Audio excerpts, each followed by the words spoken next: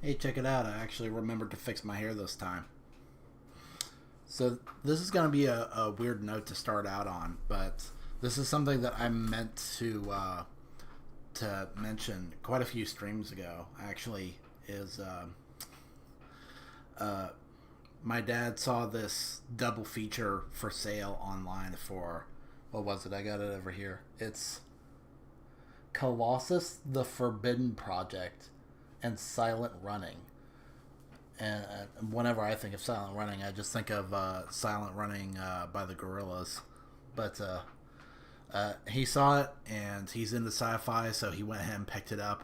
And he thought that he was getting a DVD or a Blu-ray or whatever. Instead, what he got was this big ass laser disc. And I don't know how you made that mistake. I don't think he even knew what laser discs were.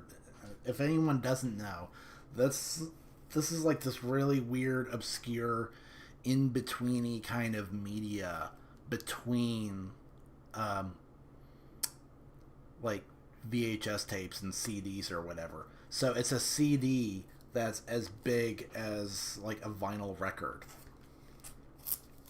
It's gigantic, and we don't like. I don't have a laserdisc player. He doesn't have a laserdisc player. No one in our family has a laserdisc player, and so he said, just take it, do whatever you want with it. And so I've just kind of like it's been up in my closet, just looking cool. I mean, it looks cool, right? With a nice fancy like painted artwork and everything. Never seen or even heard of these movies, but I mean, it's a nice little display piece. Right alongside this, I got it. This at I can't remember if I've actually shown this on stream, but I got this at like a local antique store, and it jumped out on me. It's from Bandai's anime collection. Look at that. Look at this old school. Like, the streamer lighting is not helping, but it's like weird little Cowboy Bebop figures with Spike and Valentine and Einstein and the Swordfish.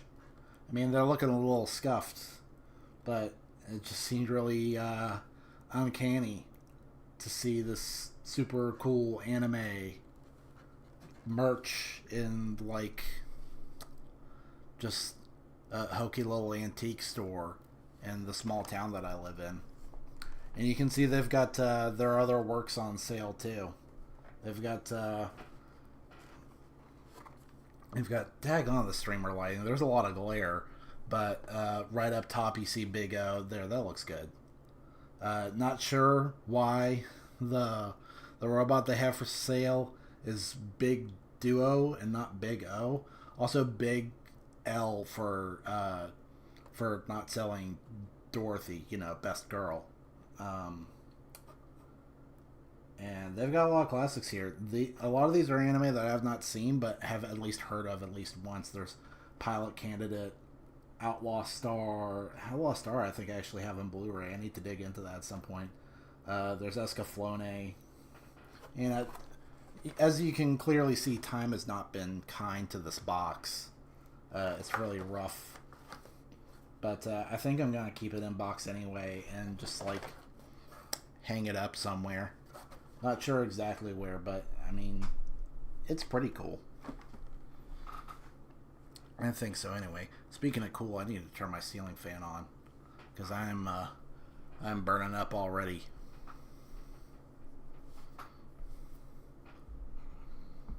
Oh man, my little guy got knocked down. And here's another weird little bit of nerd culture that I've got.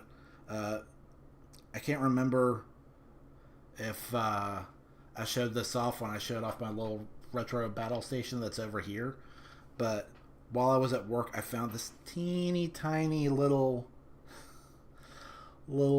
plastic figurine of, I think that's Kamen Rider Super 1. and that just seems so bizarre and obscure. Like, why is a figure for this random common writer all the way over in like a pizzeria in my random podunk little redneck town? That's so strange. And you can even see on the back, or I can, I don't know if you can, but it says Hong Kong on the back. That's so weird. And it's entirely green. Why? Like, Super 1 wasn't green at all. He was like black and silver with red eyes and maybe a few red details or whatever. A cheap little piece of crap. I mean, it is neat though. It's neat to be working at a pizzeria in a small town in the southeast, and you just randomly get a visit from a common writer. That this really reminds me of the old days when I would visit my family, and at the Kroger they used to have one of the little quarter machines. You know, you pop in your 25-cent piece and you turn it and it pops out a little plastic case with toy or whatever. It was filled with classic anime mecha. That was so weird. Again, in a very redneck town, you could get little figurines of Gundam and Ava Unit 1 and like the Master Gundam and Brave Raideen from a quarter store at your local grocery store. I have no idea how that happened. And I remember begging my parents to spend like tens of dollars in quarters on this machine because for whatever reason I could not get the one that I really wanted, which is just, you know, the classic Gundam. It was like the ratio must have been like 1 to 10. By the time I was finished pumping quarters on the machine, I must have had like 10 Master Gundams versus the one like OG Gundam that I managed to get. And I had like 3 Ava Unit 1s, like 4, what's the one that's like big and red and blocky with like the big shoulder pads, like Odeon or whatever? Does anyone even know what I'm talking about? Speaking of nerd merch, check out what I found. This little Pomni shirt that I got at the nearest Hot Topic. I mean, I know Hot Topic isn't what it used to be, but when I went there just last week, it was actually flourishing. That and the mall. I know malls have been trending downward lately, but like it was pretty happening there, and that makes me happy because I used to love going to malls as a kid. This shirt's a little weird though, because as you can see, the graphic is like way down here, and that confused me. Like, normally you want the graphic to be more in the center, but it actually is. If you can key your eyes in on this, it doesn't show up on stream very well, or at all in fact, but there's the faintest graphic right here, like white on white, and it's the exit sign. I can kind of see the letter E in the preview. It's really hard to see, but yeah, I don't know why they made it like that. I don't know if that's like a manufacturing error or if it's supposed to be on purpose, if this is some sort of new style, like white on white graphic tees. And the first time I saw it, I thought, well, maybe it's supposed to glow in the dark, but no, it doesn't.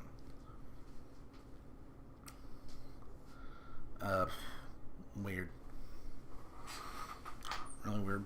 But it did make me happy. That was a neat little trip into town. I got some nice new shelving, little drawers to keep my laundry in. Uh, but once again, I picked up a faulty office chair. This one is still really killing my back, and I'm still on the hunt for a replacement. And they did it again, where I found a chair that they had like on the floor for people to try out.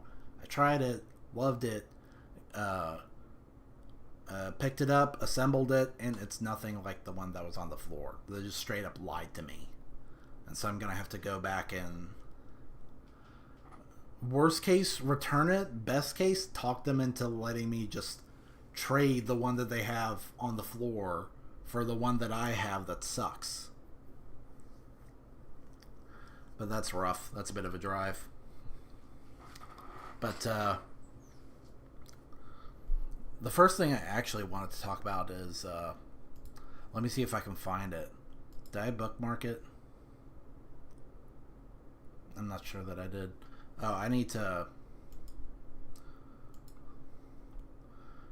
Before the speakers just blow you guys away, I need to change it to the headphones. I don't think I had it bookmark, or I used to and I deleted it. But I've had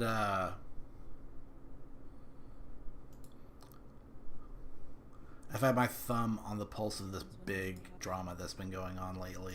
Normally I'm not into this, but I've had a passing interest in this one VTuber that came up. It goes by the name of Taiga, or Taiga Hollock Bungo, Taiga, whatever you want to call him. Goes by many aliases, but this guy right here, let me switch it up, where he's just been going through a lot. He's being targeted and harassed and deplatformed, and it's just really crazy. It's, how do I put this? It's not like I'm the biggest Taiga fan, but he just seems like really really sweet and funny and talented. Got a great singing voice, and he's got a great like character design going. And even if you don't necessarily like him or understand his appeal, I just cannot see how anyone could possibly justify the kind of constant abuse that this person has suffered. This the way I understand it, the story started a long time ago when like some rich dude dropped huge donations on this guy, something to the tune of like $250,000 or something like that. It's been a while, so I don't remember the specifics. But basically, this guy who seemed like a huge benefactor actually wound up being Taiga's worst enemy, where he was like this crazy stalker, and at some point he turned on him and started targeting him, harassing him, just following around, getting his YouTube shut down, his YouTube account and his Twitter account, and it's just awful. And I'm not even really sure why it's happening. Like, the way I see it, unless this guy is like breaking the law or something, there's just no excuse for trying to ruin this person's life. I just don't know what this person could have possibly done to deserve that. As far as I can tell, all they've ever done is try to entertain people and just be funny and heartwarming and sweet, and it just really bothers me. So what was the hashtag that people are using on Twitter now to get the word out? It was justice for Taiga. If you want to get the word out about the awful stuff that's happening to Taiga, go to Twitter and tweet out justice for Taiga to try and get things back on track for him. because he doesn't deserve it, and it drives me crazy.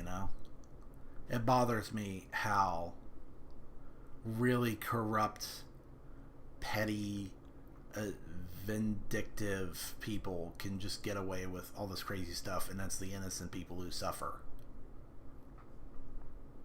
And how all these different platforms just cave in to the voices of these people with clear agendas and silence the voices of others who have done no wrong. I mean, I'm still a very small YouTuber, and I mean,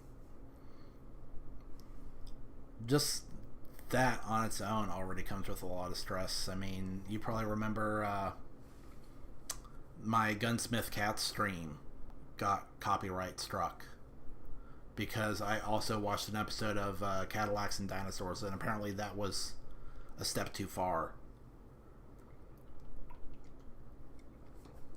And that really had me upset. So to see someone like Tyga who's come so far and has thousands of fans get absolutely brutalized like that,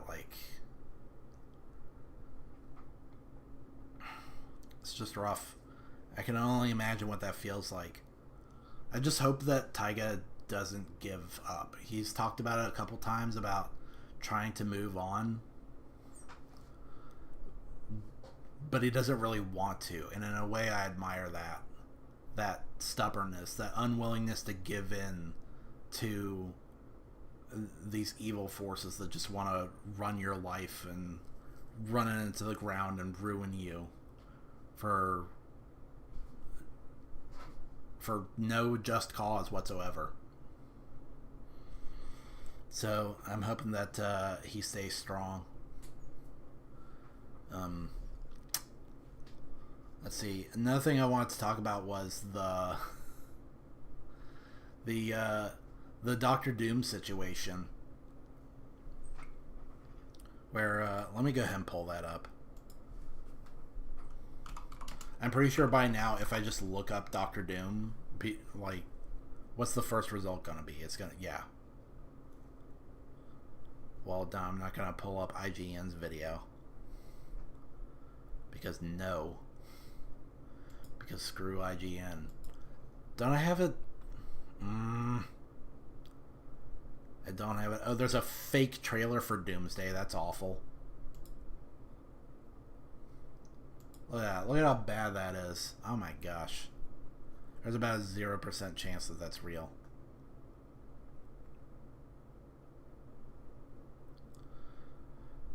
But I mean, you get the idea that there was a big reveal at San Diego Comic-Con where Robert Downey Jr. is going to be playing Doctor Doom.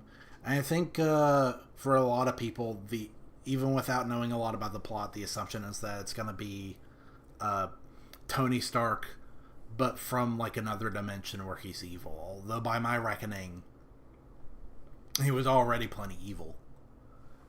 And that's the real crux of what I wanted to talk about with the Doctor Doom situation. I haven't talked about it on stream, but friends of me will know that I am a major detractor of the character of Tony Stark in the MCU. Because I actually used to be one of his biggest fans.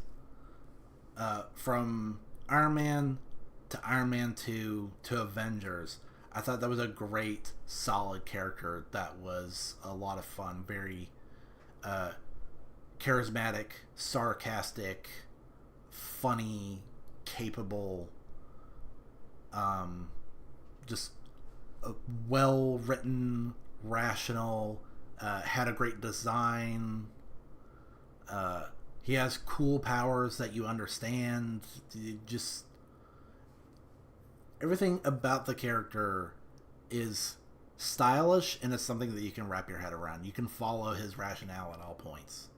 And then after Avengers, starting with Iron Man 3, he just kept getting worse and worse and worse. And this is something that keeps happening in the MCU. For some reason, it's the geniuses who are the dumbest characters of all. where Doctor Strange, he's this awesome surgeon, but he can't figure out that you're not supposed to whip your sports car around hairpin turns on a seaside cliff. And then when he gets his hands destroyed, he blames everyone but himself. And then when he goes looking for help and he gets it from Tilda Swinton, he doesn't want it. Or, and I didn't even watch this one, but the other Doctor Strange movie, Multiverse of Madness, I mean, I didn't see it, but oh my gosh, the clips of Mr. Fantastic really made the rounds on YouTube, where people were making just insane amounts of fun at how dense that guy is. How he basically sealed Black Bolt's fate by telling this all-powerful woman that he's got a voice that will just blow her away, and so she pulls a Matrix and just wishes his lips away, and he blows his own head off. Just, oh my gosh.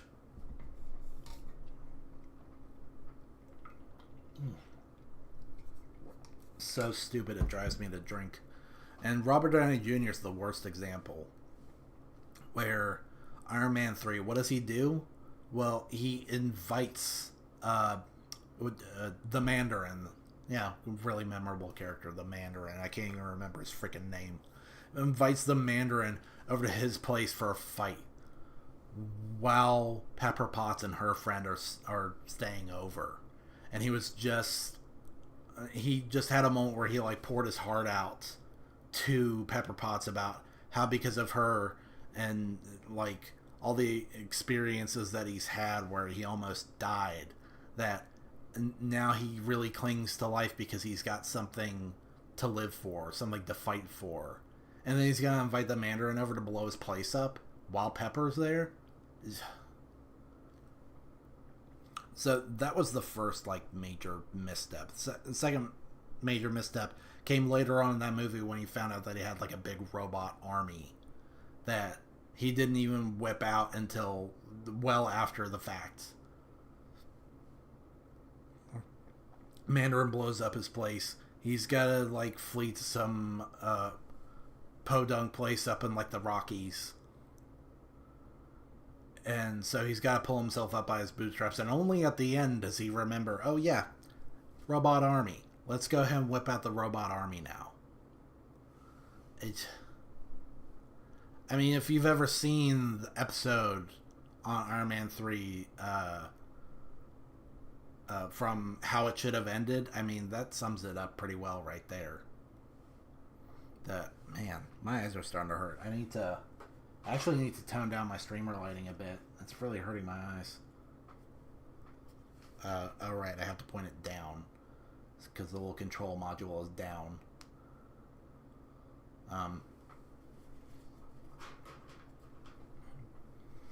Man, Iron Man 3 was terrible. That was such a like tonal whiplash where you would have funny moments in serious scenes, like cracking jokes in the middle of hostage situations or whatever.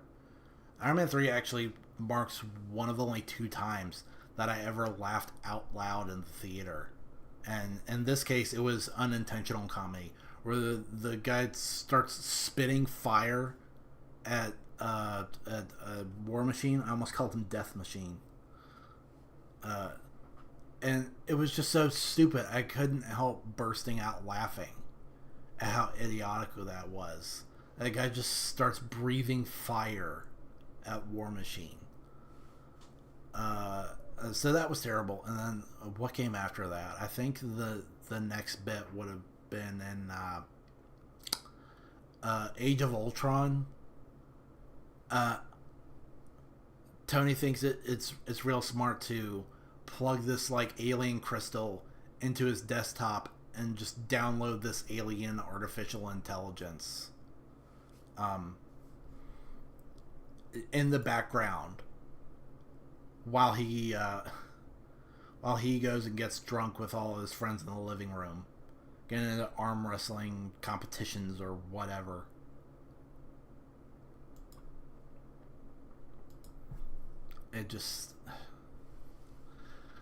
and then shocker, that's what creates Ultron. Like, he basically makes Ultron. And not only is that stupid, but nobody really holds Tony accountable for it, for being just blatantly irresponsible. And he's been irresponsible before, but not like this. And that is what really bothers me about the character of Tony, or Iron Man, or whatever you ever want to call him, is, to me, he is fundamentally a villain, but written to be a hero, where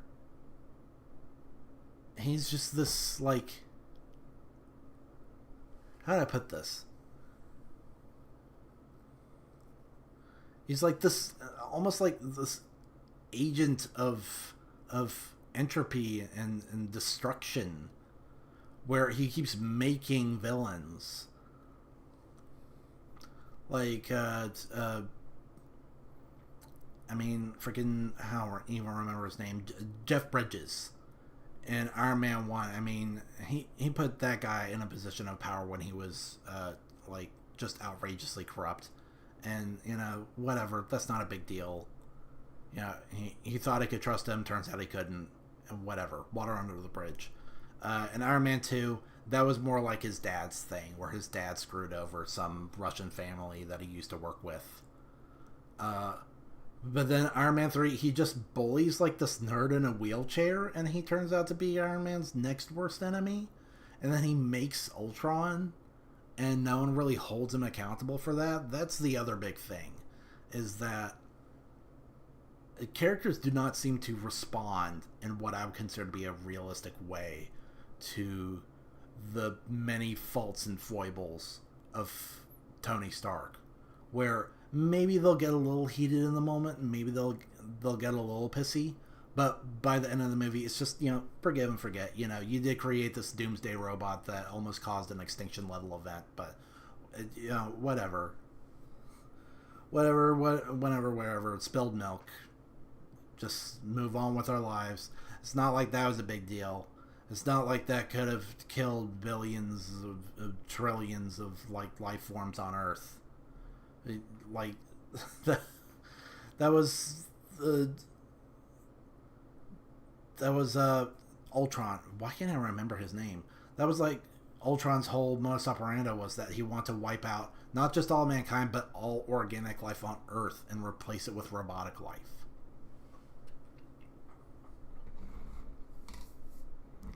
And by the end of the movie, it's like nobody even remembers that was Tony's fault. And then, what was next for Tony after that? Was that Civil War? Where he hears, like, this one sob story from one lady that he's never seen before in his life, about how her son accidentally got killed in this big fight between Crossbones. I can't believe I remember that character's name, but I have a hard time remembering Ultron. Like, there was the big fight between Crossbones and some of the Avengers, and, like, Scarlet Witch screws up and somebody accidentally gets blown up. Like, that was a war zone. Why were people not being evacuated in this war zone? That bothered me. And then this lady comes and cries about Tony she cries to Tony like it's his fault.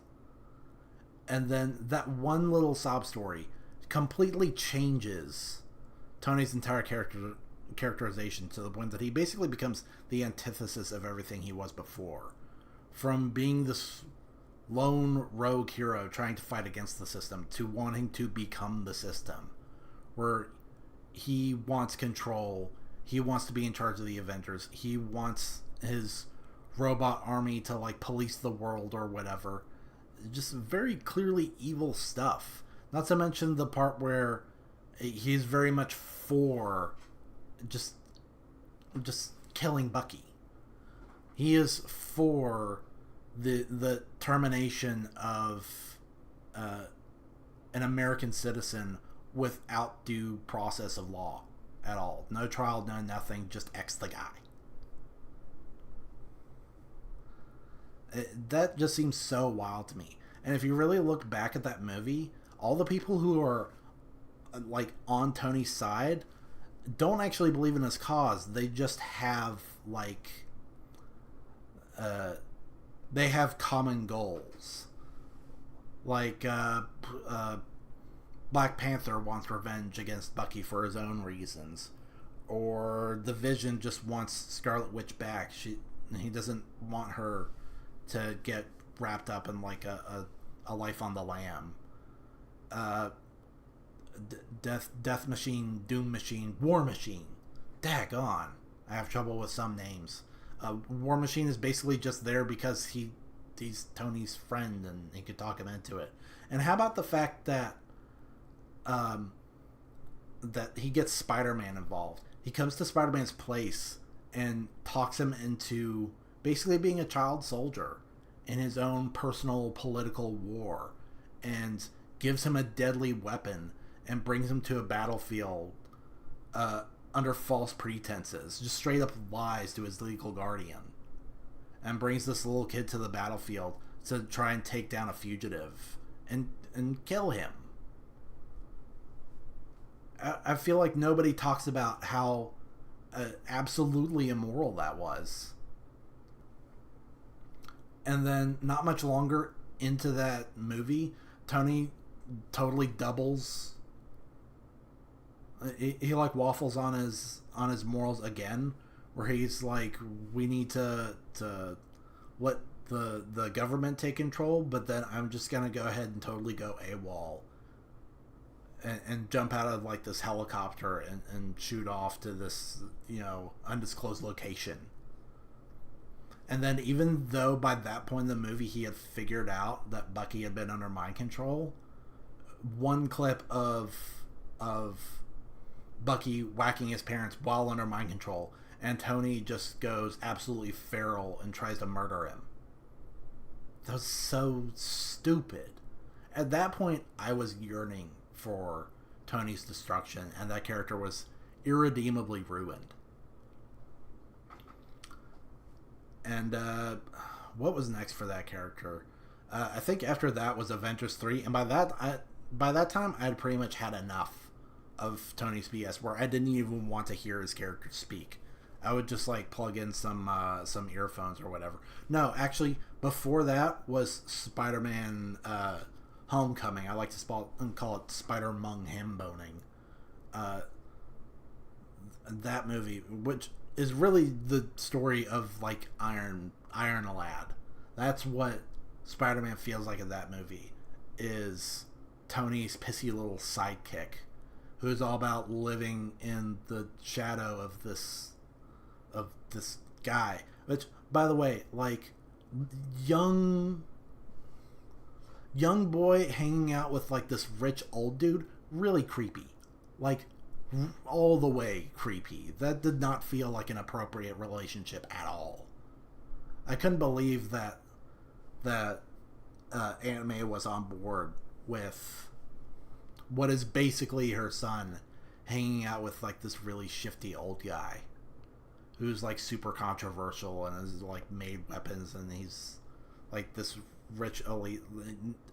So many red flags right there.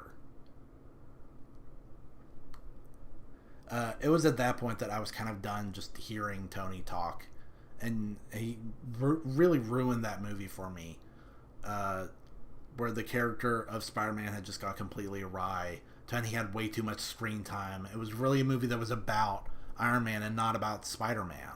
That sucked. And then Avengers 3 was more the same. I just didn't want to see the guy but he kept showing up.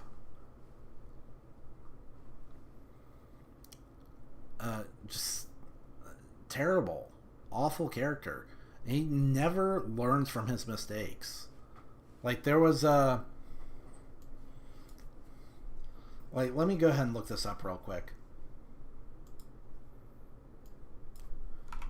Every time Iron Man learns from his mistakes. Get this video right here. I'm just going to go ahead and mute it. Actually, no, you know what? I probably shouldn't even watch it at all. because YouTube is funny, right? YouTube is real funny about copyright like that, where other people can put up video clips of all sorts of copyrighted material and it's fair use, but when I try to do it, I just get absolutely whomped. But the whole idea of this video is Tony learns from his mistakes, but it's only in the most superficial sense. Where, oh, there's something wrong with Tony's suit. Oh, he fixes it. Something silly like that. I'm thinking more like Tony is a character. Tony needs to learn from his mistakes as a person. But he never does. He just keeps being irresponsible and abrasive and callous and controlling. Like, everything that would make a character a villain, but he's still written to be a hero. That's so confusing to me. It's like the writers don't even know who Tony is anymore. Like, they don't know what to do with this character. So he's mostly just used for like cheap drama. Like in Homecoming, again, that's another example of Tony making a villain, where he like, I still don't remember the character's name, but he basically puts Michael Keaton out of a job, and as revenge, he starts selling alien weapons on the black market, and that's how he becomes the Vulture. And then the Vulture decides that he's going to raid the Avengers Armory, and it's not guarded in any meaningful way at all. Tony's transporting all of these like all of Hawkeye's arrows and like all these spare arc reactors or whatever to the new facility. By the way, that is so inconsistent how at the beginning of Iron Man's arc he was super protective of the arc technology, where he wanted to keep it all to himself because it's the keystone to the whole Iron Man rig. No one else can have it. It would be too dangerous. But then he keeps making spare arc reactors and leaving them around, and then to the point that freaking War Machine just walks out of Tony's place with one, and then in Iron Man 3 he just takes the arc reactor and chucks it off a cliff and hopes that no one will scavenge it. And that was a stupid scene in its own right, because I thought the whole point of the arc reactor in his chest was that that like it was supposed to stop the shrapnel in his chest from reaching his heart and killing him. But then he goes and gets surgery and gets it all taken out, and then he doesn't need the arc reactor. I thought the point was that it was inoperable, that he could not possibly just get the shrapnel taken out. He had to do something about it. He needed like a little magnetic thingy. And it turns out, oh no, that's like, what was the point? And so it finally comes to Avengers 4, and by this point I was pretty well done with Marvel movies. I was tired of being disappointed.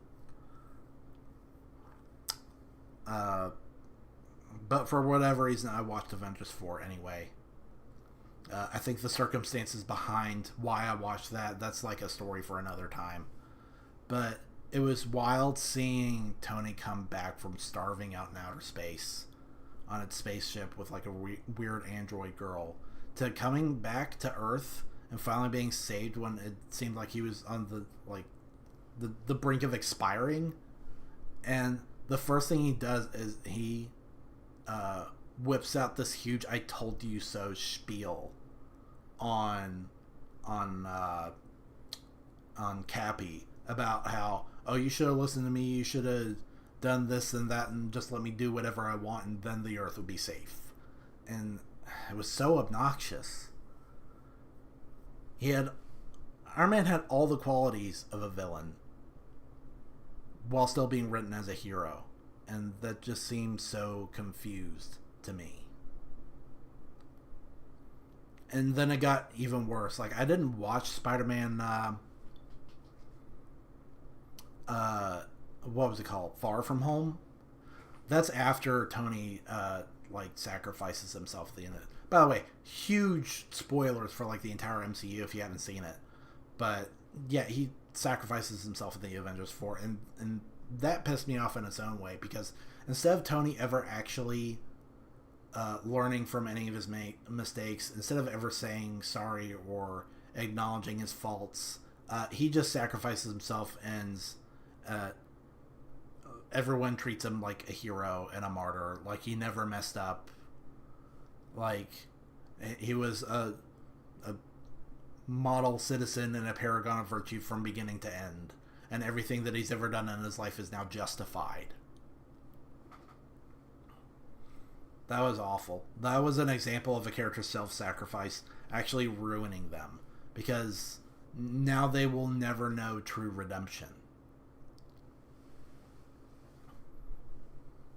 Now they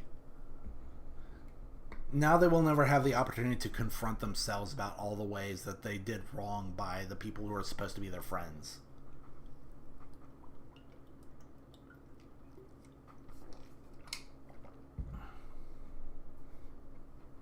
All the times that they said, all the times that Tony said that he would do something and failed because of his own shortcomings. His own impulsive, insane behavior. And just when I thought it couldn't get worse, it does. And Far From Home. That's a movie that I skipped out on because, again, I was really feeling the Marvel fatigue by that point. But I remember watching a clip on YouTube where it turns out that Tony has a special pair of glasses that just lets him dox anyone around him just by looking at them. He's got dox vision. He looks at someone, and his little augmented reality Google Lens thing tells him every bit of identifying information about that person: their name, their address, their phone number, their freaking Twitter accounts, their fetishes, their fears, everything.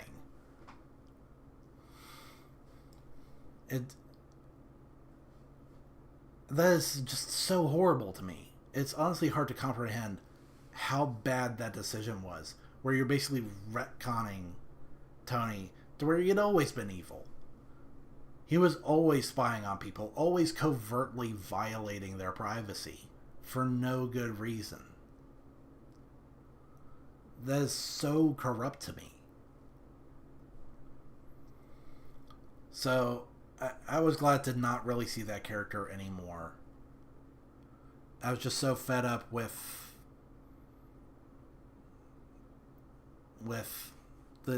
the contradictory storytelling,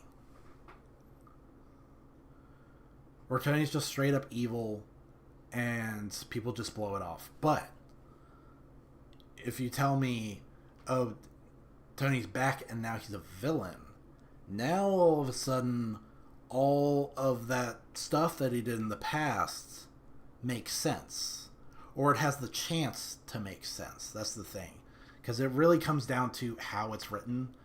I know basically nothing about this new Avengers movie that's going to have Doctor Doom in it, but if they're able to write it in a clever, savvy way, if they're able to actually demonstrate a modicum of self-awareness and acknowledge all the ways that Tony failed in the past, all the wrong things that he did, and use that to characterize him, and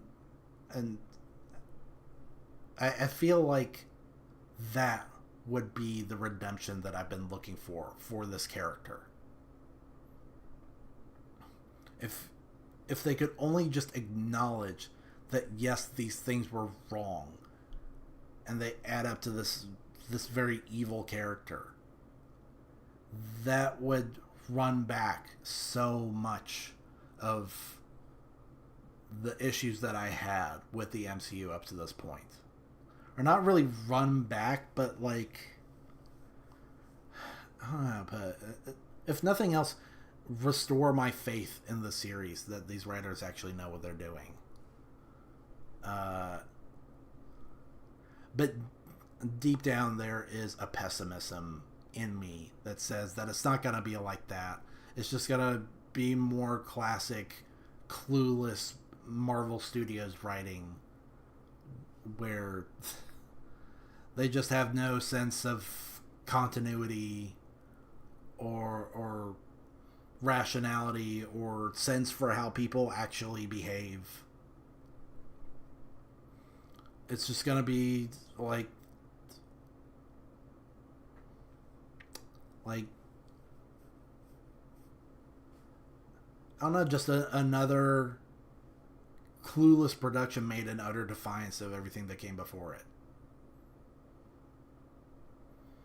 Where this cinematic universe that's supposed to be super interconnected and elaborate and investing actually critically lacks continuity in terms of characterization, where there's little to no connective tissue in how characters are written.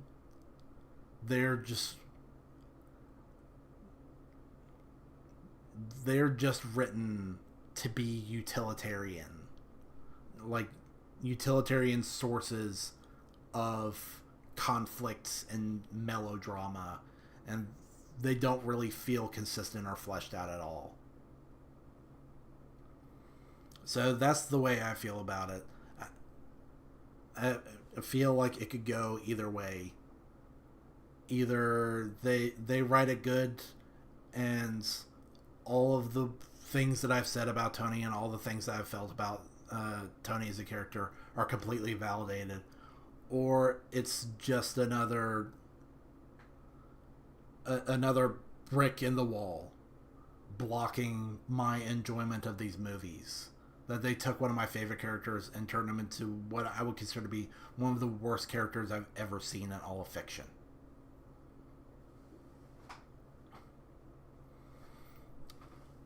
And the other thing I want to talk about in regards to Doctor Doom is the public response. People, come on. The window's freaking out. I want to read this comment. Come on. Comment's being funny. Oh, it says over here. He never learned from his mistakes because of his ego. You know what? I should clarify that it's okay for a character to be flawed. It's okay for a character to be brash and short-sighted.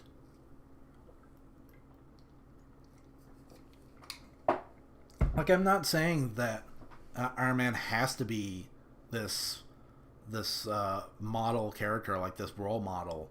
What I'm saying is that the writing acts like his faults aren't even a thing. Like, they're just whatever. They didn't happen, or they're negligible. That was my issue, is people, like, other characters act like it's not a big deal, but it is. And the writing lacks realism in that sense. I think that, in a nutshell, is what bothers me about how Tony is written. But I want to talk about the public response, how people are absolutely shocked that Tony's back and now he's Doctor Doom. When really, by my accounts, it makes perfect sense, and if anything, they should have done it a whole lot sooner. A whole lot sooner to capitalize on that, because by now I feel like a lot of people probably don't even remember half of the MCU continuity. They should have struck while the iron was hot. Waiting this long to come out with an evil version of Iron Man feels a little weird to me. So a lot of people are surprised. Some people are saying it doesn't make sense. To me, it almost makes too much sense.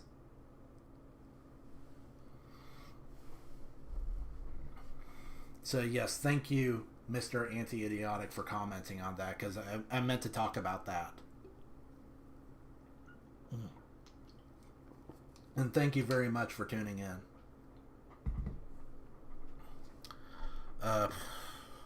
What else was I going to talk about? There was Tyga, there was the Tyga drama, and there was the Doctor Doom thing. I don't know. This is probably not going to be a very long stream, by the way.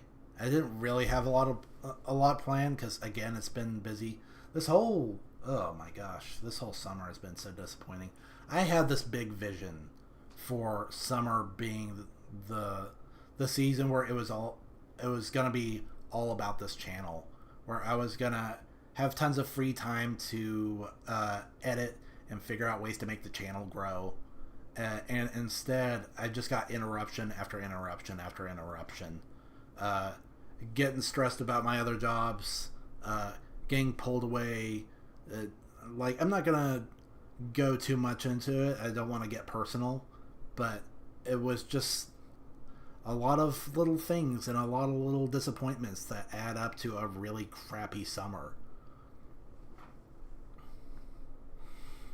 One of the worst summers I've ever had, to the point that I'm actually kind of glad about school firing up, because I would rather go back to working at the school than put up with all the nasty little things that I've had to put up with over the summer. Yeah, so school's about to fire back up, and already I feel like I need another summer vacation. And that time, I really want to, like, I'm not going to stop working on the channel. I mean, 9 months is a long time to wait for another summer vacation, but I do find myself already thinking, man, I could really go for another summer vacation. I need a do-over. And next time I'm really going to put my foot down and be like, I really don't want to do this or that. I just want to do me. I want to focus on what I want to do. Because I care about this channel, but it's experienced some setbacks. I mean, that Psychonauts 2. The Psychonauts 2 playthrough that I was going to do, that was supposed to happen a long time ago, and still, I haven't really gotten to the part where I was going to reinstall Windows like I said I would, to try and get DirectX working again. Instead of that, I've been like combing through my files and trying to trim down, because there was a time when I would compulsively save like funny memes or whatever without checking to see if I'd already saved them on my computer. And so I'd accumulated vast amounts of copies of like funny Spider-Man memes or whatever, or Devil May Cry memes or whatever. I just said or whatever twice. But so now I'm going through that and trying to trim it down, because I have like thousands of funny memes and wallpapers and videos and all that all need to go. I'm also guilty of like excessively backing up, to where I have many copies of files across multiple hard drives and thumb drives, and I need to trim down on that as well. Anything to cut down on the digital clutter before I move on to reinstalling Windows and trying to get my my gaming projects back on track.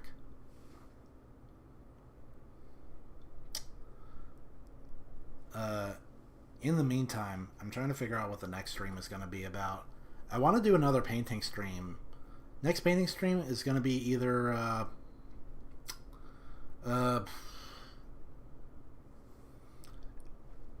it's either going to be a painting that I started like 12 years ago about a dream that I had about like a forest where young people live to get away from the adult world, or it's going to be another dragon sculpture, where the last stream that I did, I mean, that was a blast.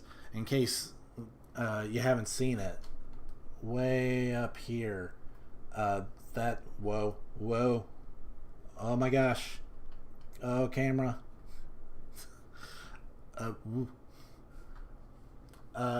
that way up there, I did a whole stream about painting that. It used to be just made out of boring old brown wood, and I lacquered it up with some clear glue and painted over that, and now it's looking all cool. I like to do that with another one. And I'd like to show it off, but I have to fetch it from from my closet. So let me just go to intermission for a few seconds.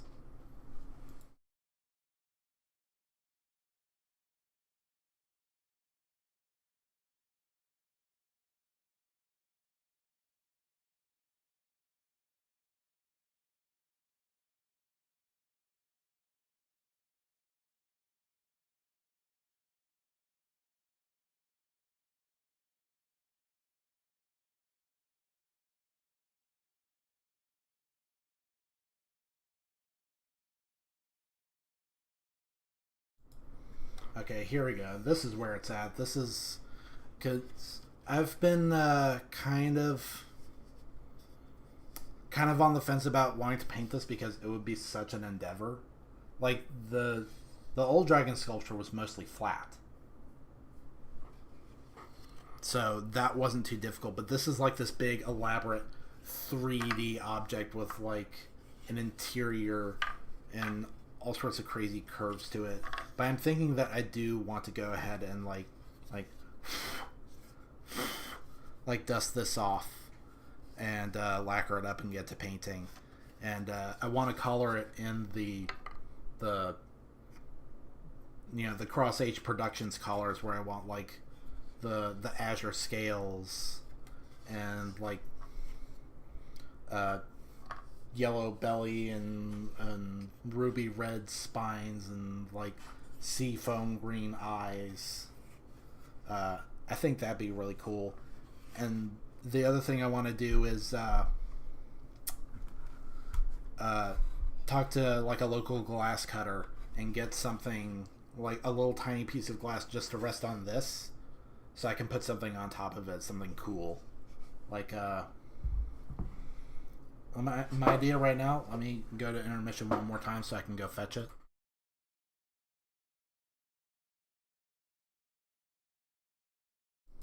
Never mind, it was right here next to me. It's something I picked up from a con. It's this little case for the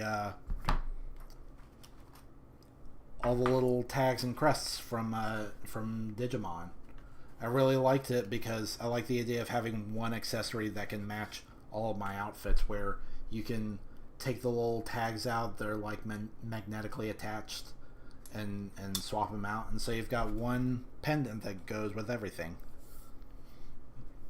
And so I really like the idea of like putting this on top of the dragon and then putting the dragon in my closet. So I go into my closet and it's like, ooh, it's like this like mystical shrine, and I reach in and I get like my magic amulet and I pop that on and I fumble with the latch for like 3 minutes. There I go. I think I'm just gonna go ahead and rock this for the rest of the stream.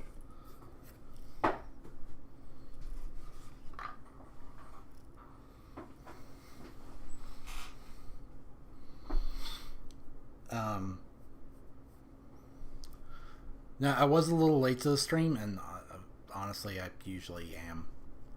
But this time, it's because leading up to this, I got into like a little bit of an argument with another One Piece fan. I'm gonna start talking about One Piece at this point, so let me go ahead and let's talk One Piece. And it's easier for me to type now because now I've got my my mic over to the side this time. It's not right in front of me to where I'm like reaching around it. I'm always torn between putting it to the side and then being worried for the entire stream that I'm not talking loud enough, or putting it right in front of me and then everything's like super awkward because it's all up in my grill.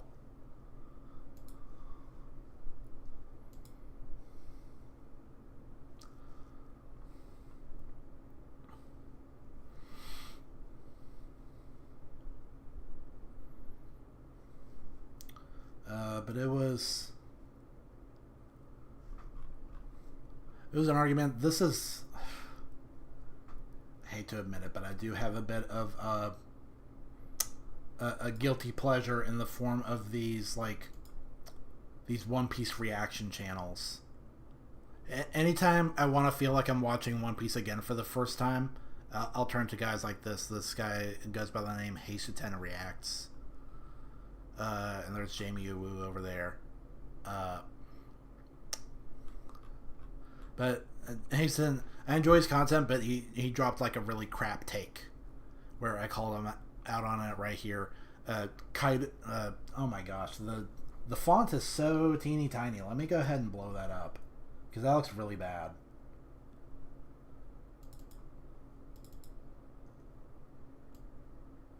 If there's any way I can make this bigger, like way bigger, because that's really bad. You can barely read that. I should really just blow it up like this. That way you don't have to see my stupid recommendations.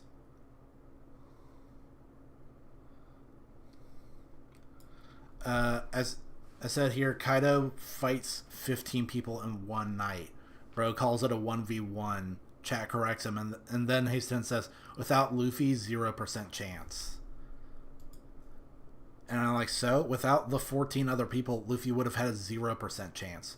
Luffy clenching it doesn't make it a 1v1. And this part here is addressing another part where he was talking about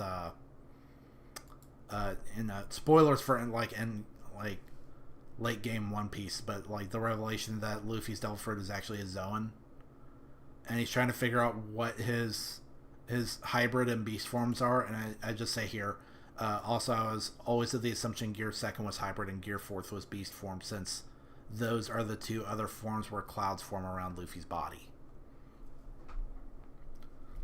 And it would have been fine if it just ended there, but then this other guy. And just as a preface, please do not go and bother this person. I do not and will never condone or incite harassment. So please do not bother this person. To me, they're not guilty of anything other than having kind of crap takes about One Piece, and that is not a big deal. I'm sure he's a perfectly decent person in real life. If anything, we would actually probably be friends in real life because we can talk about One Piece and stuff. But this guy whose username I can't even begin to pronounce is like... are you implying those 15 people did anything to Kaido? If yes, Kaido is weak and Luffy didn't need the help. If not, then Luffy 1v1 Kaido because he's the only one who could actually do lasting damage. What? It's like 20 regular humans fight Frieza, then Goku kills him and people say it was 21v1.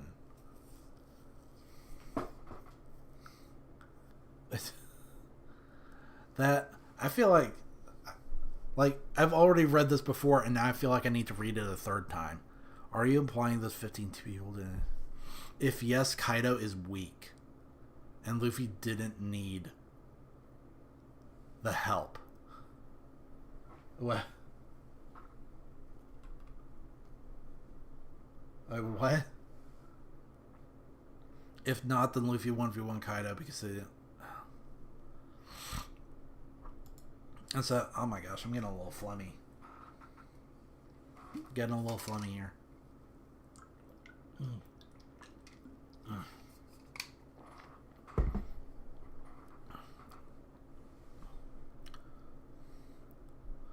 And I call him out. I say, it takes 15 people working all night to beat Kaido. This somehow means Kaido is weak. How can you possibly say Luffy didn't need the help when he got beat 3 times in one night and needed multiple rounds to finish Kaido off for good? When Yamato has to step in and hold Kaido off because Luffy needs a whole snack break and triage before he can get back in the fight, I consider that to be a case of Luffy needing help. Kind of like when Luffy was tired from using Gear 4th and he needed 4 other supernovas to cover him. And these were not just distractions, they were hurting Kaido. When Law uses Gamma Knife or Zoro uses Deadman's Game, that's real damage. Kaido even said that particular attack would leave a permanent scar. And when Kaido fought the worst generation, or Yamato, or the Scabbards, he had to spend energy to beat them all. He couldn't just plow through them like they were fodder. They took actual effort to beat. Luffy did the most damage, but that's not to say that Luffy did all of the damage. And then this guy comes back and he says, if ants can leave lasting damage that weakens Kaido, yes, that means he's weak. He's calling these characters ants. He's calling the worst generation and Yamato and the Red Scabbards ants. I mean, I'm not the biggest fan of Yamato as a character, but golly, I can at least admit that she's strong. And this guy says that she's like an ant. And he says, I didn't say Luffy didn't need help. But what? He's saying right here, if they did anything to Kaido, then he's weak, and if they didn't, then Luffy 1v1 Kaido. Call me crazy, but that seems like a contradiction. Kaido getting jumped isn't what helped. Sure, you could make an argument that it helped if Kaido got defeated because he was exhausted, but that isn't what happened. Luffy knocked him out and sent him into a volcano. That is exactly what happened. That totally what? The people Kaido fought did not weaken him or slow him down in the slightest. His words, not mine. Did not weaken or slow him down in the slightest. That is my point. Really. If I get a paper cut. Dead Man's Game is like a paper cut to this guy. If I get a paper cut, it doesn't hinder me in any way from doing any task that I may need to handle. Same for Kaido. His strength level was the same as it was before the battle began. And it may have been even higher by the end due to Kaido using his strongest... Really? What metric is that? How does that power scaling work where somehow you end a fight better and stronger than you were before? Like, I get the idea that over the course of a fight, like, you learn things and you try different things and you may pick up on different techniques and you get to learn your enemy, but that's not the same as getting stronger. Like, it's the same principle as exercise. Like, when you exercise, yes, you will be stronger by the time you're done, but if you check with that guy right after his exercise and ask him if he feels any stronger, the answer's probably gonna be no. The answer's gonna be that he's freaking tired because he just got done working out. People do not get stronger as they exert themselves. That's crazy. They get weaker because they're tired. It's only after all the fighting and training is over that then they are stronger. Because now they've taken all of the gains from when they were fighting and training, and then they rest up. Then they're stronger. They are not getting stronger in the fight. Let's see. Where did I leave off? Luffy, this rationale is crazy. It may have been even higher by the end due to Kaido using his strongest attacks. Kaido saving his strongest attacks until the end doesn't mean that he got stronger. It just means that he's pacing himself. You don't want to use, like, your ultimate super awesome finishing move right at the beginning of the fight against an enemy that you don't know well. Because something might go wrong and then you've exhausted yourself already.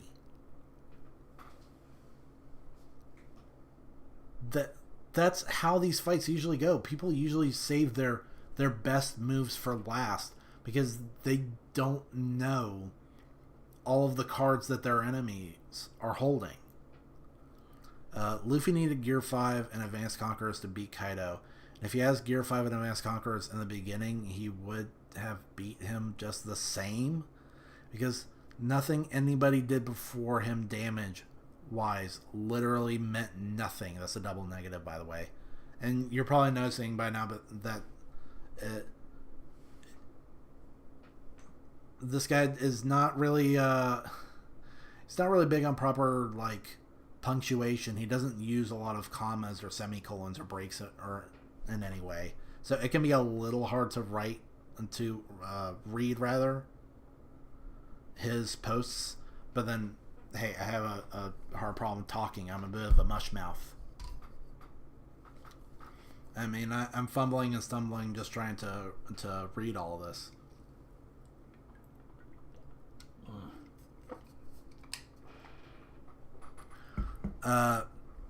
And so I call him out again on a lot of the things he just heard me call him out on. Compares Zoro and Law to ants. Compares Dead Man's Game to a paper cut. Thinks Kaido wasn't getting tired, even though his flame clouds were faltering by the end of the fight, and he fell to his knees at one point. Thinks it is somehow possible for a person to actually get stronger over the course of a fight instead of weaker. And so here, when Luffy learns Gear 5th, he still has to fight through the damage he accumulated earlier, same as when he learned Advanced Observation Haki. Because I remember there was a moment where Luffy's Gear 5th faltered because he was still reeling from the damage he had taken earlier. He hadn't had enough of an opportunity to recover from it. He couldn't recover from the damage. He said he might learn more over the... Or I said he might learn more over the course of a fight or use different moves, but he's still weaker than he was at the start unless he takes a break to heal or eat. Let's think about this for a second. Kaido did not get a break. Luffy did. And so even if you account for the fact that there was interference in that fight, like, I would still consider that to be crazy, because that's almost the same as fighting two Luffys back to back, where you fight Luffy, you beat him, he rests, he comes back before you've had a chance to rest, then you beat him again.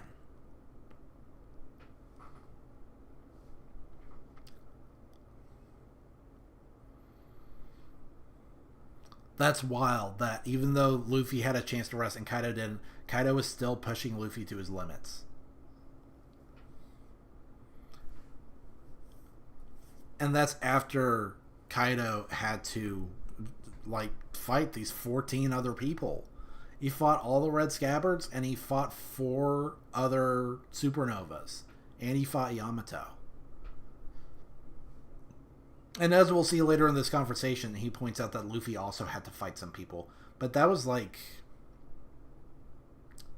He had to fight a bunch of fodder and one ulti. And ulti, admittedly, is actually quite strong. I'm not sure if this was intentional, but Oda seemed to kind of low-key imply that she was actually the strongest out of all the Tobi Roppo. Where she took way more punishment than anyone else. Like, way more. And was still standing for the most part. But I do not compare Luffy having to fight ulti and a bunch of fodder to Kaido having to fight 14 of these freaking superstars.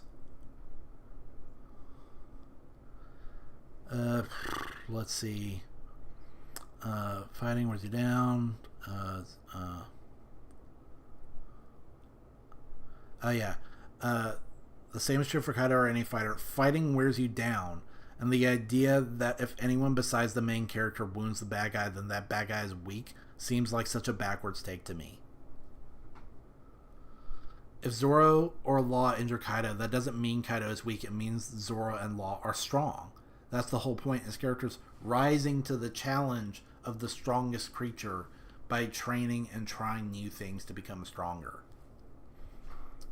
And then he comes back again. He says, compared to Kaido, there are ants. Besides, it's a figure of speech, and I was mostly talking about the Akazaya. Well, thanks for clarifying that now. But as you'll see later in this post, he then doubles back again and starts talking mess about Zoro. You proved my point with Kaido. He didn't show any exhaustion fighting anybody else, but he did, like, you said, fall to his knees and breath heavy when fighting Luffy 1v1, and clouds going away were also a part of Luffy, nobody else. That's not how exhaustion works. Exhaustion is accumulated. It's not that Kaido fights all these guys, doesn't get tired, then he fights Luffy, and all of a sudden he's tired. Like, no. He is tired from the many things he's had to do in that one night.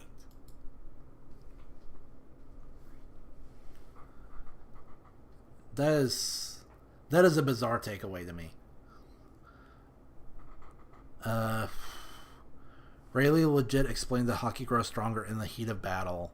So yes, I'm saying that on top of Kaido and Luffy pulling out far stronger arms at the end of the battle than the beginning in their final clash. That the whole Haki growing stronger in the heat of battle, I don't take that to mean anything other than the basic principle of, like I said, exercise. That after you have exerted yourself and had a chance to recover, then you will be stronger. The idea that you get stronger the more you exert yourself, that just seems so counter to reality. I just cannot accept that.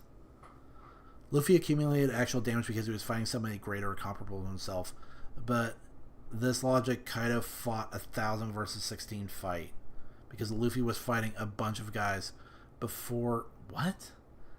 Kaido fought 1,000 v6 fight because Luffy was fighting a bunch of guys before he even got to Kaido, including Toby Roppo members. He fought Ulti, and that was it. Like, Ulti is strong. But then what's Ulti compared to Zoro and Kid and Killer and Law and the 9 Red Scabbards? And do you see what I'm saying? Luffy was way weaker at the start of the fight. No, he really wasn't. Like, especially since during the Luffy versus Ulti fight, Yamato just came in out of nowhere and bailed him out of that fight by absolutely just braining Ulti with her big metal baseball bat. And Kaido was weaker at the beginning because he wasn't taking it as serious. No, that doesn't make any sense. How is he weaker at the beginning of the...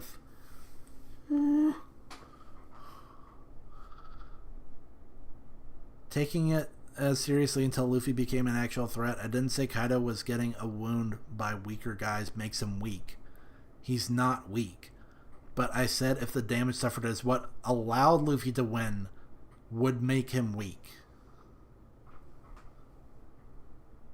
Does that sound like a contradiction to anyone else? Does that not sound like he said one thing and then later in the course of that same sentence he said the complete opposite thing?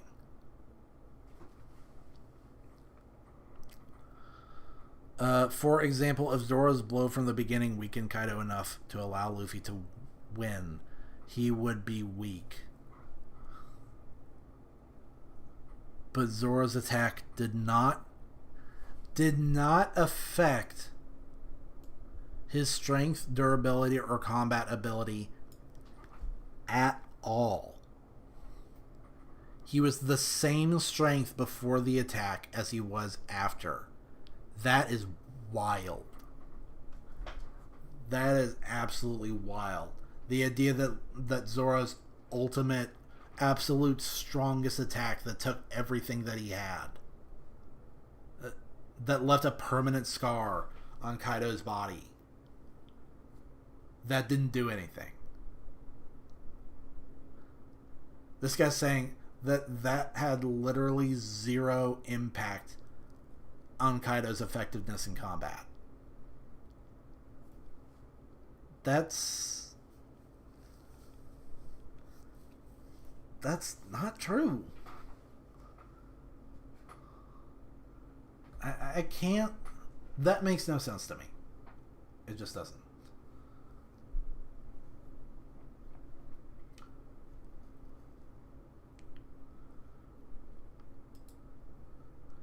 doesn't, and hold on, YouTube's crying to me about something. Stream's current bitrate is higher than the recommended. Whatever. Just being goofy.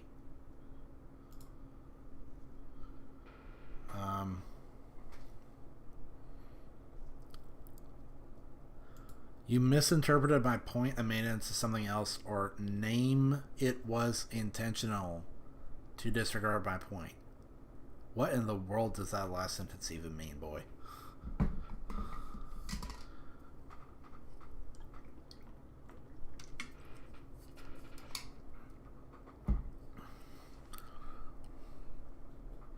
And then this was the last post that I made, and then he posted something else not long ago, and I haven't had the chance to read it or respond to it at all. Said, I don't think I'm misinterpreting your point as much as you're not making your point clear in the first place. You correct yourself by saying you were referring to the Akazaya, but then you say that Zoro's greatest swordsmanship feat to date, giving Kaido a permanent scar, something only Odin has done up to this point, quote, did not affect his strength, durability, or combat ability at all. That just seems like a wild take to me. And you say that it makes Kaido weak, but also it doesn't? You just seem like you're all over the place. Your point, from what I can guess, is that you either hate any character that's not Luffy, you hate the idea that anyone other than Luffy contributed to Kaido's defeat, or you think that only the final attack in a fight actually matters, and if an attack doesn't defeat the enemy, it's the same as not affecting them at all. Kaido is the benchmark. He's the strongest. Therefore, anyone who wounds him is deemed strong. What would you have me believe? That Oda stated in the narration that Kaido is the strongest creature, and characters in the story refer to him as the strongest creature repeatedly, that it's actually a lie? That Kaido is a fraud and beating him is no big deal? That Luffy did all the work by himself and everyone else might as well not have shown up at all? The way I see it, if Luffy really did it all by himself and didn't need help, that is what makes Kaido weak. Kaido should not be losing to a single rookie who just started sailing within the past 3 years, no matter how many training montages he's had. That's why it had to be a team effort. And so now we're going to go ahead and read this guy's response. This is going to be my first time reading it, so let's see what he had to say. And who knows, maybe I'm about to get blown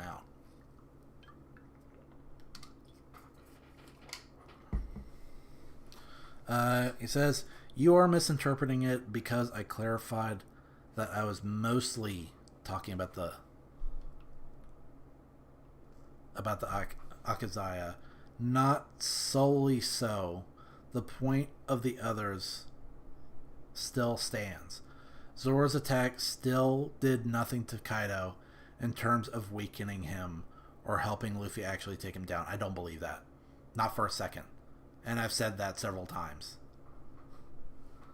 Like I said it...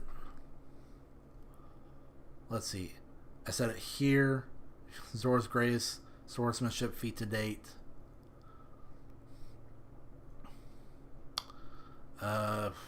Let's see. I mentioned here Zoro and Law both injure Kaido, and that makes them strong and doesn't make Kaido weak.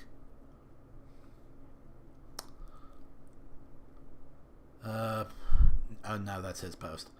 I mentioned Dead Man's Game right here. That's real damage. Like I've said it several times. Like this. Like, that was a big deal. That was a big moment when Zoro uses his big, flashy ultimate attack and gives Kaido a permanent scar. That scar stays with him the whole fight and is a constant factor.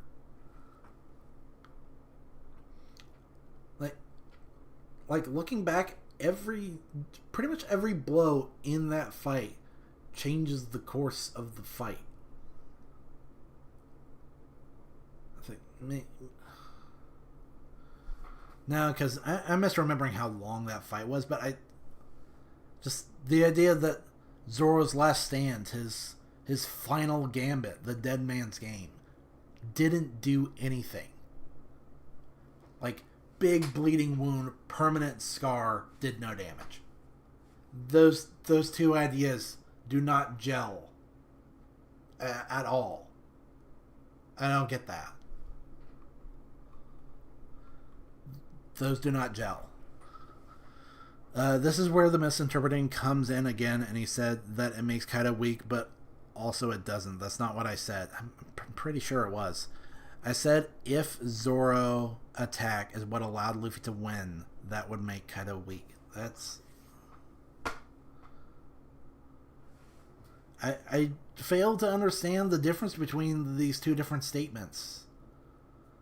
Zoro wounds Kaido, that doesn't make Kaido weak, but if that causes Kaido to lose, then he is weak?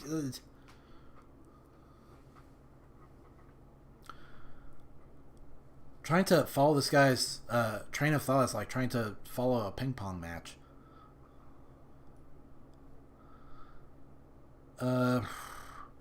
That isn't what happened, therefore Kaido isn't weak. That is what happened, and it doesn't make Kaido weak. I swear, I must have said it about a half dozen times by now. This idea is so backwards, and I don't think it holds water at all. Like, I don't know what beef this guy has with Zoro that he feels like he has to downplay his feats so immensely to say that his strongest attack has no effect.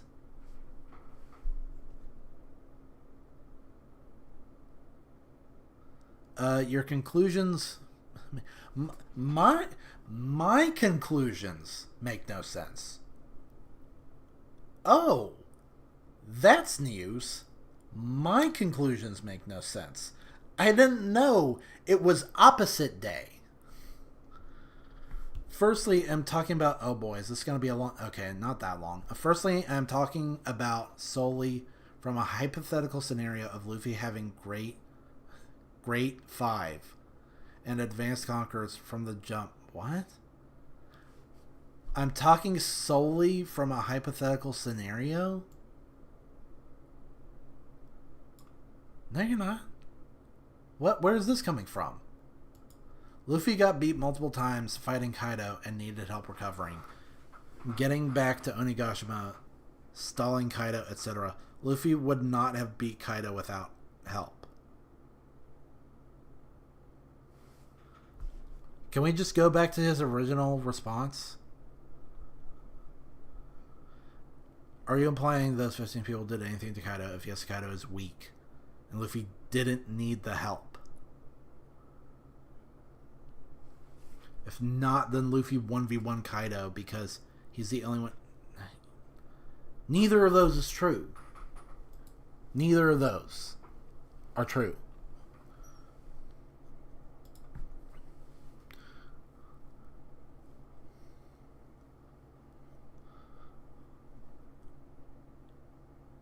So,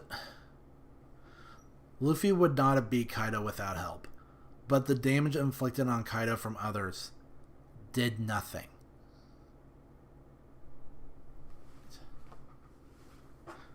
This guy wants to have his cake and eat it too. Back to my hypothetical scenario, I was saying if Luffy was strong as he was at the end of the fight at the beginning, the outcome would have been the same without... What is the point of this? Without the others being... What is the point of this hypothetical scenario? I don't see how this adds to the conversation. Obviously, that's not what happened, but I'm saying this as a way to illustrate my point. I'm still not clear on what your point is.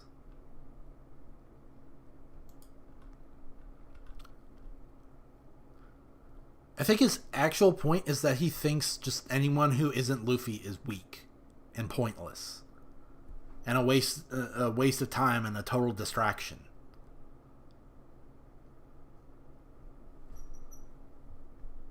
Which is like... Oda wrote that fight a certain way for a reason.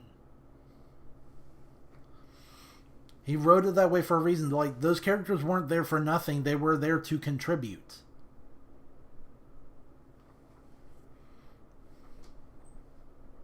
Like, even the Red Scabbards, like, they're not exactly world-class fighters, but those were the characters who had the most deep, long-standing grudge against I accidentally made this full screen at some point. No, wait, I did not accidentally make it full screen. I got confused. Like, the thing about the Red Scabbers, they were the ones with the most long-standing, deepest grudge against Kaido. The ones who had been preparing for that moment for 20 years. So for them to show up, if they had done nothing, if they had just bounced harmlessly off of Kaido's defenses and gotten absolutely Yamcha'd, that would have looked really bad. That would have had readers questioning, like, what was the point of these characters? Why did they show up? And, I mean, me, to some extent, I do still kind of question that because, by my count, Wano had way, way, way too many characters. And Oda should have really trimmed some of the fat there. Like, there were whole B-plots that could have been dropped to try and not make that arc 150 chapters long. But as it was written, those characters had to do something. They had to. If they didn't, what a faux pas in writing. What an absolute flub to hype these characters up, to set up their whole conflict, and then they don't do anything. After you establish that they're fighters. Like, if Vivi shows up, when Vivi shows up in Alabasta and she can't do anything to Crocodile, that doesn't really surprise anyone.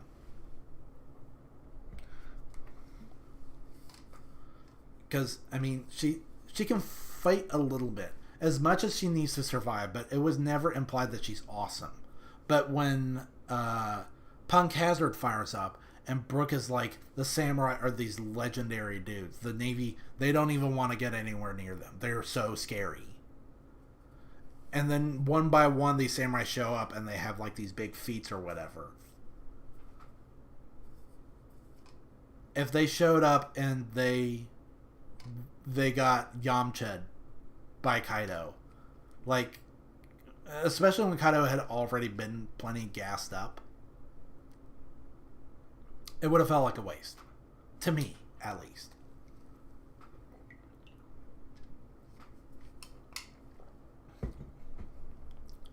Like, by that point in the story, Luffy had already been one shot by Kaido.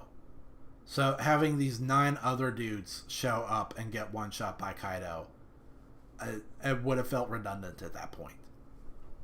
They had to have done something. From a storytelling perspective, they had to have done something.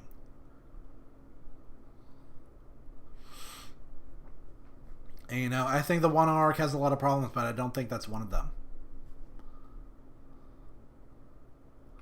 But let's go back to this last post. I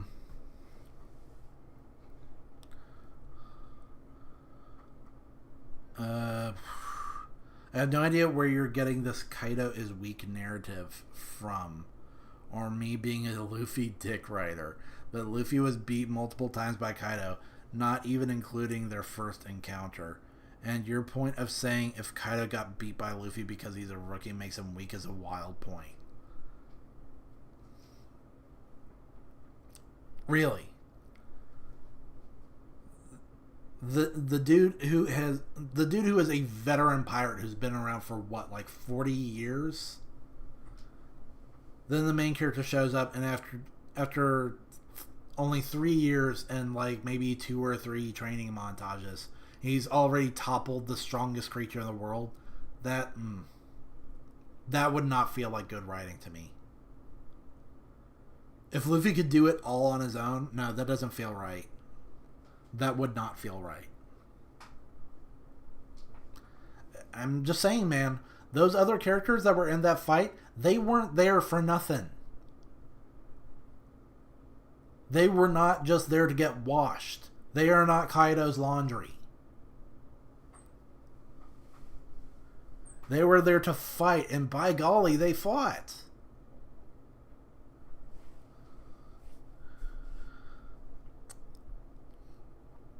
Luffy will be defeating multiple top tiers from this point on solo.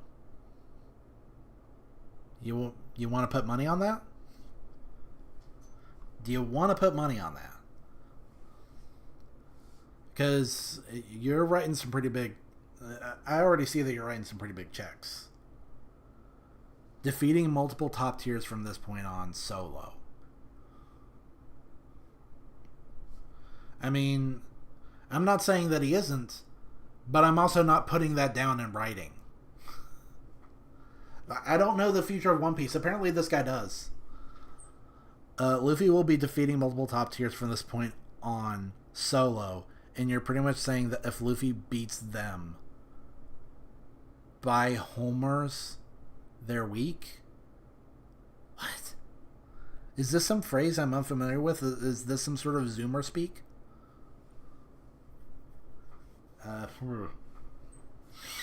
Man, what a whirlwind conversation. I mean, all things aside, I did enjoy this little debate with this guy. I don't know if I'm gonna reply to this though, because it feels like at this point that we're kind of talking in circles. I have no idea where you're getting this kind of like. You know where I'm getting it from? I'm trying to tell you that Kaido did get damaged by people other than Luffy, and that's okay. It's okay for Kaido to take damage from people who aren't the main character. That's my point, really. Is you don't even need to get this defensive. You don't need to, like, undersell these other characters to such an outrageous degree. That just seems like a bizarre mindset to me. That was my point. So, I think now I'm gonna crack into the new the new One Piece chapter, and then that's gonna be it. But I gotta be careful because the resource that I've been using for this, for these like scanlations or fanlations or whatever you call them, they've been getting a little wild. They've been putting up some risque ads, and so I've got to be careful about that. So let me I gotta blow this up. Or no, that's not how that works. Dang it. Well, you know, it should be fine. It should be fine. Let's go ahead and change the text real quick.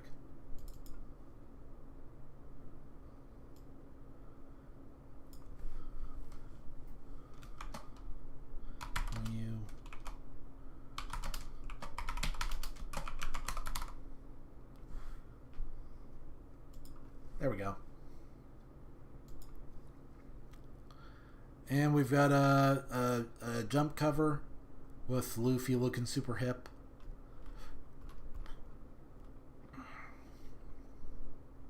You've got looks like you can play Pokemon Go as much as you want now. Horikoshi-kun, congrats on wrapping up a whole 10 years of serialization. Horikoshi-kun, is there like a big manga that wrapped up recently? Hold on, I gotta clear these ads.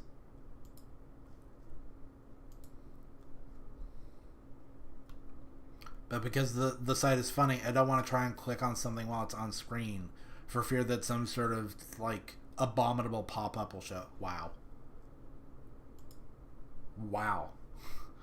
That is the most intense Smokers has ever looked. That's like final boss energy right there. And the title of this chapter is "The Time is at Hand." The time has come, and so have I. His GTA's looking a little funny. Why is it all like extra thick right here? And there's some text here. Hero again. Ooh, it's a cover request. See, I thought this was gonna tie into the whole Yamato cover story that we've been doing, but no, it's just a cover request. A certain boy from Aichi drew fan art of Smoker 22 years ago. Please recreate it. Like, wow. I'm not used to Oda doing art this intense with super dramatic shading. This is honestly awesome. This is what I've been missing out on. I've been commenting on how the art has been kind of sketchy lately, but this is rock solid. Oda's still got it after all. The fate of the world depends on pirates. The times they are a changing. Hold on a sec. What is this madness, Vegapunk? No way. Will our country sink too? The Navy has to do something.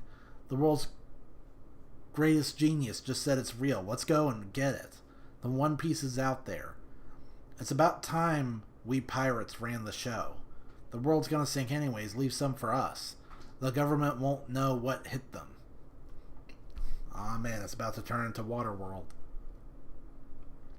Why are you letting them hear the message? Every snail in the prison is playing it, and we can't stop them. How could you, Vegapunk? Who are the...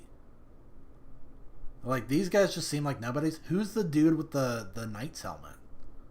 And this guy, he seems vaguely familiar. Luffy-san, we have a little flashback here, King of the Pirates.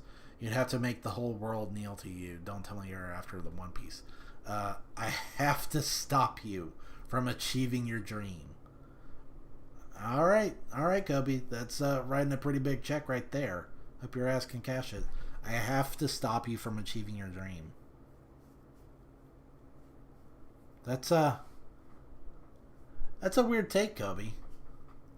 Like, this seems like... my take from what Vegapunk says is that this basically needs to happen, and you're saying that you have to stop it from happening. Like, after everything you heard, you still think that Luffy's the enemy? Why are you dummies calling it my world now? You don't really want that, right? It's our world. Ain't it? Chairman Buggy will follow you to the depths of hell. And the man with the leash says, just sit. Right. What should we do, Teach? We could just kill him. Caribou? Commodore Teach, I'm sure my information will please you. Bring it to me. I'll put him down if his info is a dud. That is the truth. Joy Boy. Oh boy. Iron Giant's getting it now. Iron Giant. Oh boy. The Den Mushi, I think it might be finished. I think we have finally concluded Vegapunk's extremely long broadcast.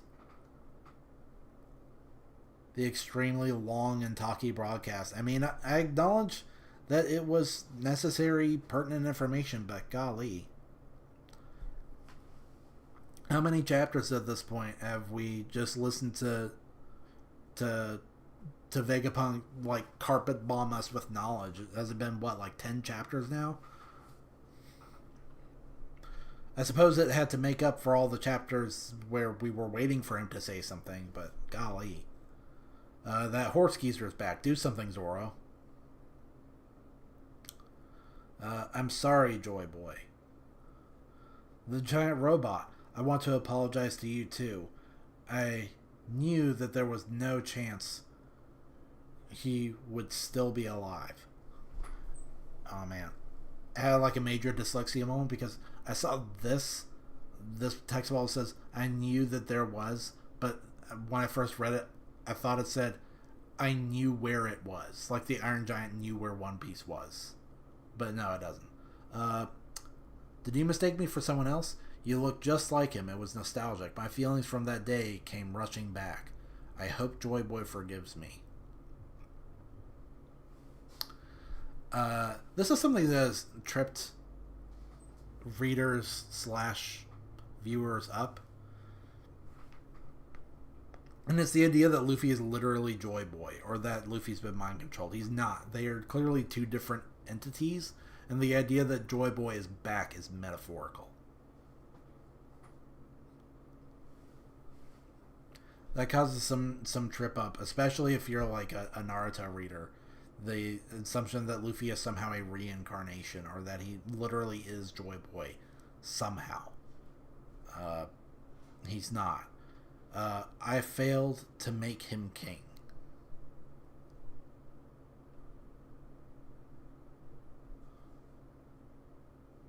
Huh. I failed to make him king.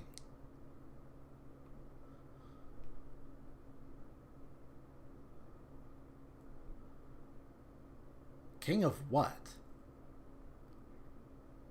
Whoa, the giant worm. This is bad. We're going to sink. This is an awesome panel, by the way. This is pretty badass. And golly, if you didn't notice that Jupiter was big before, golly is he Jupiter. Golly is he big now. He is Jupiter big. He is Xbox huge. King, what is your name? I'm Monkey D. Luffy, the man who's going to be king of the pirates. D. What is this? Someone's tying a rope to something? Somewhere? It's a little messy. I can't figure out what's going on in this panel. Oh no, it's the giant's hand. He's grabbing something? Hey Luffy, thank you. Conqueror's Haki? You let me hear that nostalgic rhythm one last time. The robot is using Conqueror's Haki? You want to run that by me one more time? Or is it that he thinks it really looks like Conqueror's Haki?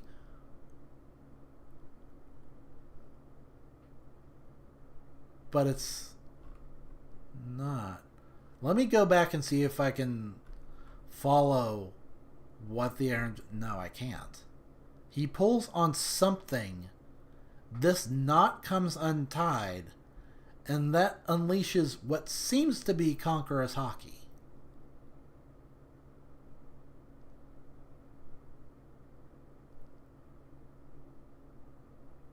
What? Don't die. I won't let you die. And the shock shoots all the way out, way past the island. Wow. Is this Haki? It's so strong. Who's causing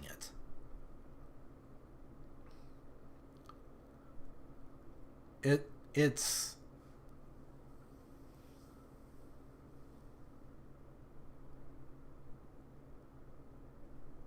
no. It's so intense. The Gorosei can't handle it. They can't handle it. Jupiter's freaking out. Everybody's getting knocked out of their forms. They can't handle it. What is going on? No. They can't handle it. It's so bad. They had to go home. They had to go home. What? I can't handle it. They had to go home. They had to go home and take nappies. They actually... I thought this was going to end with the Straw Hats making a desperate escape, while the Gorosei wreak havoc on Egghead and burn it to the ground. Not that the Iron Giant was going to essentially open up a can of whoop ass, and that scares everyone so bad that they gotta go home.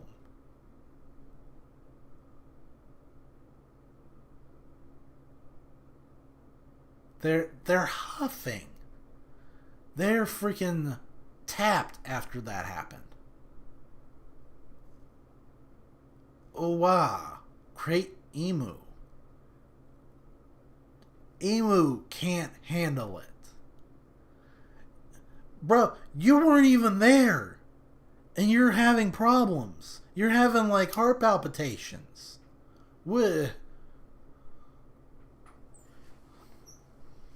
Man, and the camera's a little too high up. Let me tweak that a little bit. Wow. What am I reading? Glad you guys made it. Luffy, what happened to those monsters? No idea. They disappeared. Wait. Did they all 1, 2, 3, 4. The only one that's not there is Saturn. So I take that to mean that Saturn is the guy with the teleporting power. He can teleport other people, but he can't teleport himself. So he's probably still on the island. Won the world a robot with hockey, and how did that make them vanish? We did it. We landed safely. Are you okay, Nami-san? I'm fine, but Atlas and Edison. And there's Saturn. Huff, huff. Listen up, Emma. The time has come, and so have I. The time, and there's the little guy with the little straw hat. That's very clearly, or is that like a ball? It's clearly a straw hat. Yeah. I'm gonna gather my most powerful hockey and seal it inside you. Because that's the thing we can do now. Whoa, you're bound to live much longer than me. I'm not always going to be around to help. Oh, that sounds terrible. That's a strangely cute remark from the Iron Giant. At some point, you're going to be in mortal danger, or someone you want to save will be. When that happens, untie the knot. So when the time is at hand, you'll still be there to help? That's right. And by the way, this is the one panel that I've seen that was like spoiled on me. I didn't read the text, but I did see this right here of the Iron Giant just having a super cute face. That's right. Whenever it happens, I'll be saving you from here in the past, just like always. That makes me happy. Thanks. Now it doesn't matter if you're dead. It will be like you are still with me. Yeah, that's not going to happen for ages. Ages and ages. I hope I don't get lonely. Dreaming of memories. It ends, and there's no break. So, stream's going to be on for next Sunday. I'm going to have to figure out what that's going to be. Either at some point in the course of the next week, I finally fix my computer and we get Psychonauts 2 up and running. Or I do some painting, like I said I was going to do. But this, wow. What even is this? Hockey that's been sealed and put in a rope as some sort of ridiculous hockey nuke. What the...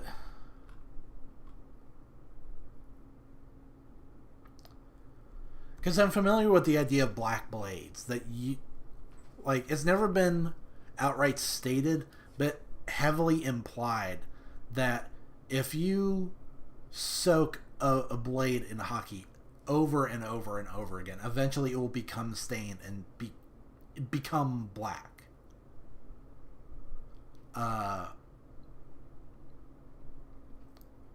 And this is just like an educated guess, but maybe this works on the same principle, where you can soak something in Conqueror's hockey, and then there's a way to release it later.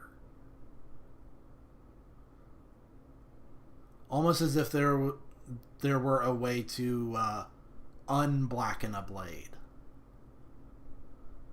That would be a curious phenomenon. What would happen if you like snapped open a black blade and just a whole bunch of hockey started shooting out? And it was like a hockey bomb. This, wow. And this is long lasting. This is 800 years ago, and that hockey stayed fresh. Fresh enough to make the gore say, "Go home."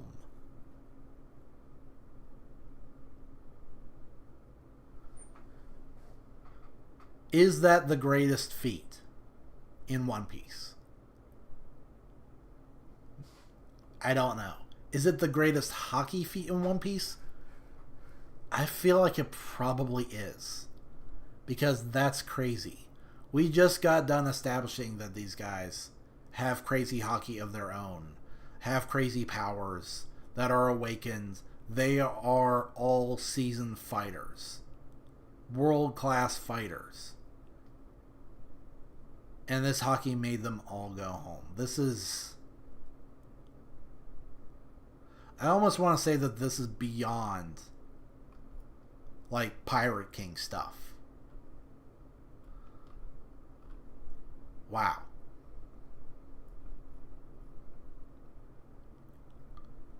Like, and what is even going on here? Is Emu freaking out that they had to come back home, or is he freaking out because some hockey went through the magic portal that they used?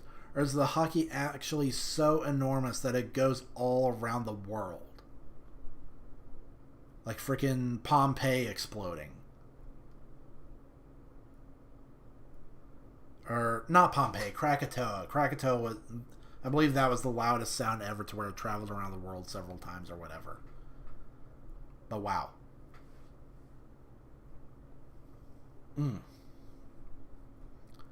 That, you know what? That was a good chapter. That's the best chapter in a while. Where it actually surprised me in cool ways, and it had cool art, and I learned stuff, and there were some surprising reactions from characters. This has been a solid chapter.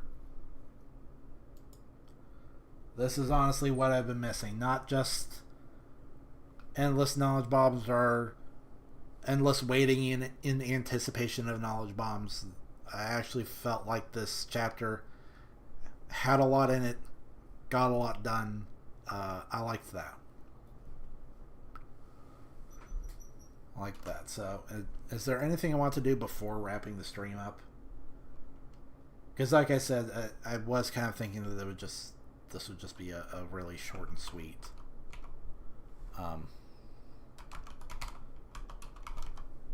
stream.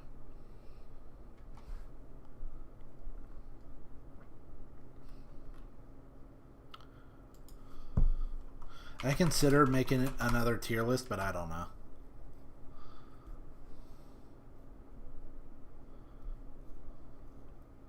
One Piece characters with 414. I know for a fact that there are over 1,000 One Piece characters. This is weird.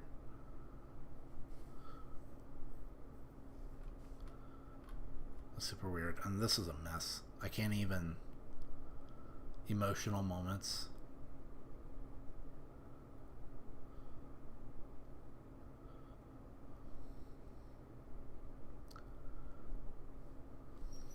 One Piece arcs. And maybe that'll be something for later. Is rating all the arcs. Because that's a lot to get into right now. Like, that's almost too big.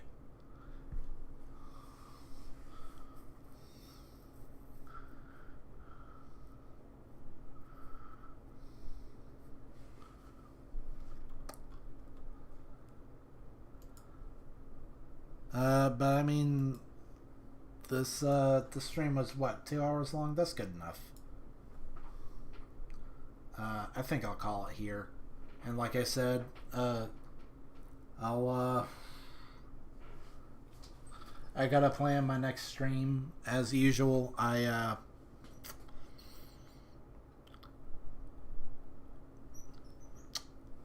start advertising for it on like Friday,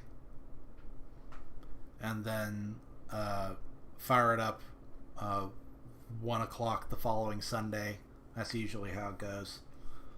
And so by Friday, I'll figure out what I want my next stream to be, either painting something or or playing something, or I don't know, maybe even watching something. I don't know. I haven't thought about it. I haven't thought about watching anything since the big copyright strike bummer that kind of scared me out of watching things. I'm still kind of reeling from that, honestly. But then that was the one time where I thought it would be okay to just, you know, put the put what I'm watching on the big window and just have a little window with like no copyright protection little filter thing on it, and it turned out to be wrong. I should probably I should draft like a schedule or something, like ideas for streams. But for now, I think I'm gonna call it. So thanks for watching. If you could, I would really appreciate it if you could like this, leave a comment if you like, and I love a nice subscription. You got to hit the little bell icon if you want notifications. I don't know really why they felt the need to add that extra step, but whatever, they did, and it's there. Any support that you can give helps to help the channel grow bigger and better and faster. It'll help get us closer to monetization, and with monetization comes bigger and better plans for new content. Thing about updating the look of the channel, getting a fancier overlay, changing the branding up a little bit. Want to do more like reviews and top fives and tier lists and checking out different games and movies and shows, all that kind of thing. And the more support the channel can get, the more I can devote time to the channel and focus on doing what I want to do, because the channel is very important to me. It's a major creative outlet for me, and I'd love to see it grow so I can keep sharing more fun moments with everyone, checking out shows and anime and all that, and talking about nerdy stuff with all you guys. So for now, y'all have a good day, and I'll see you later.